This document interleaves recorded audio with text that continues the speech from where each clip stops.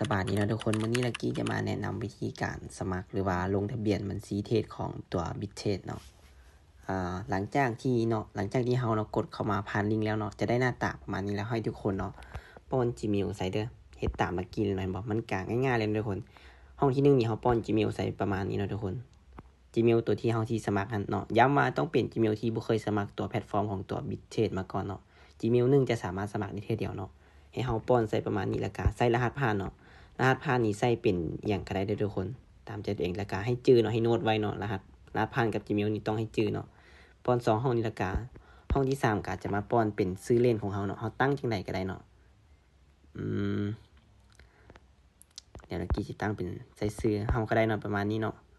หรือว่าใส่ตัวเลขเพิ่มเติมอย่างก็ได้เด้อ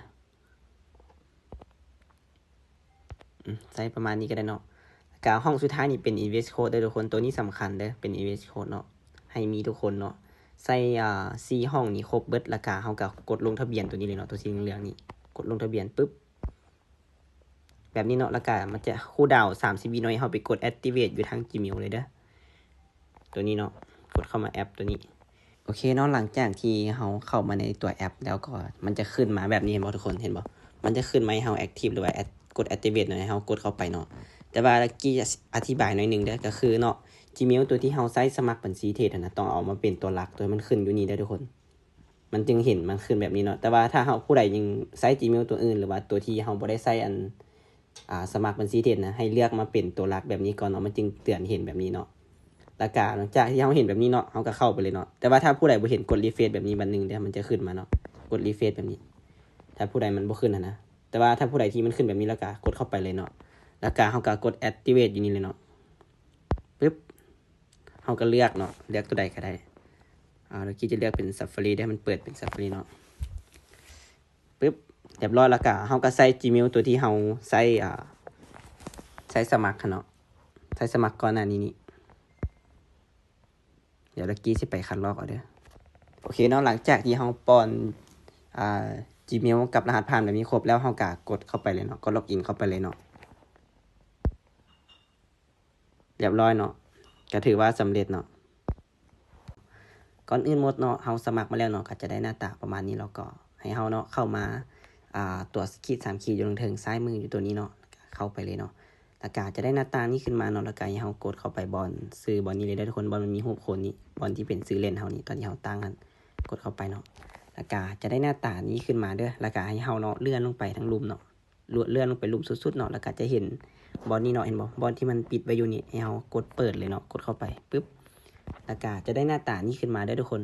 ให้เฮาเนาะป้อนรหัสผ่านตอนที่เฮาสมัครกันแหละเนาะใส่เนาะส่วนลักกี้นี่ได้คัดลอกไว้ได้แล้วสิวางใส่เลยเนาะคัดลอกใส่ไปแล้วก็วางใส่เนาะแล้วก็ห้องนี้เนาะให้เฮากดส่งแล้วก็มันจะส่งมาให้เฮาไปคัดลอกเอาเด้อรหัสตัวนี้เฮากกดส่งก่อนเนาะปึ๊บแล้วเฮาไปเอาอยู่ Gmail เด้อทุกคนมันจะท่าเนาะ1นาทีเด้อตัวนี้เป็นตัวเก่าที่ลักกี้เห็นเนาะแต่กดรีเฟรชบ่มันจะส่งมาใหม่เห็นบ่เป็นตัวนี้เนาะกดรีเฟรชไปนึงมันจะขึ้นมาแล้วก็กดเข้าไปเนาะแล้วก็คัดลอกเอาตัวนี้เลยทุกคนนี่วิธีคัดลอกกะแตะค้างบัตรนึงเนาะจึงไว้แล้วก็มันจะขึ้นมาคัดลอกเลยก็เอาไปวางใส่แต่บอลนี้แล้วก็วางใส่ปึ๊บส่วนบอลนี้เนาะเป็นบอลเปิด2 AB มันทันทีเนาะเฮาคัดลอกบอลนี้เด้อบอลกล้องQR ตัวเทิงๆเนาะคัดลอกเอาสิก็ได้หรือว่าสิสแกนเอาก็ได้เนาะส่วนลักกี้ใช้วิธีคัดลอกเด้อกดคัดลอกบัตรนึงแล้วก็เข้ามาเนาะหาตัวแอปตัวนี้เนาะ Authenticator ตัวนี้เนาะเข้ามาก็เข้ามาเข้าตัวบวกนี้เนาะตัวบวกนี้ป้อนรหัสเอาตั้งชื่อว่าจังไหนก็ได้เด้อทุกคนเป็นเดี๋ยวลักกี้จะใส่ชื่อลักกี้เลยก็ได้ปึ๊บแล้วก็วางตัวที่เฮาคัดลอกเมื่อกี้นี้ใส่เนาะปึ๊บก็กดเพิ่มเห็นบ่มันก็จะได้อยู่ด้านลุ่มมาเนาะมันเพิ่มอยู่ด้านลุ่มสุดมานี่เด้อถ้าผู้ใดมีหลายอันนี่ขึ้นมานี้เฮาก็กดแตะบัตรนึงมันก็จะคัดลอกเลยเนาะแล้วก็มาวางใส่ห้องสุดท้ายนี้วางใส่แล้วกดเปิดใส่งานเรียบร้อยเนาะก็ถือว่าสำเร็จเนาะ